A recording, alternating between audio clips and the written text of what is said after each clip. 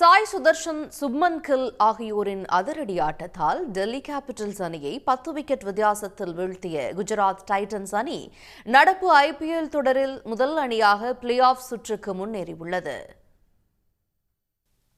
டெல்லியில் நடைபெற்ற இந்த போட்டியில் முதலில் பேட்டிங் செய்த டெல்லி கேபிட்டல்ஸ் அணி 3 விக்கெட்டுகள் இழப்பிற்கு 199 ரன்கள் குவித்தது. அதிகபட்சமாக KL ராகுல் 112 ரன்கள் குவித்து அவுட் ஆகாமல் இருந்தார்.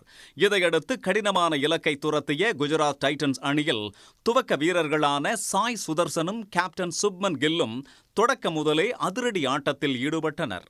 அசத்தல் சதம் விளாசிய சாய் சுதர்சன் 108 ரன்களும் கேப்டன் சுப்மன் கில் 93 ரன்களும் குவிக்க 19வது ஓவரில் இலக்கை எட்டிய குஜராத் அணி 10 விக்கெட் வித்தியாசத்தில் அபார வெற்றி பெற்று நடப்பு IPL தொடரில் முதல் அணியாக பிளே ஆஃப் சுற்றுக்கு முன்னேறியுள்ளது.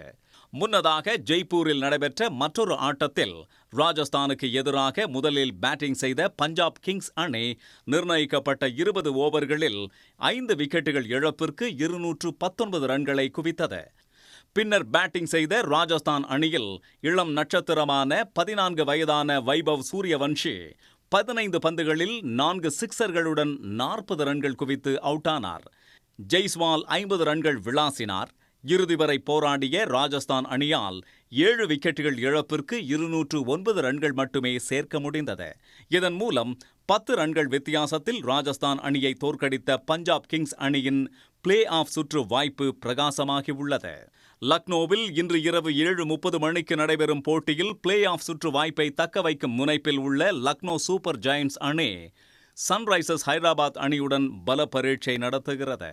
உடனுக்குடன் செய்திகளை தெரிந்து கொள்ள சன் நியூஸ் பெல் ஐகானை கிளிக் பண்ணுங்க.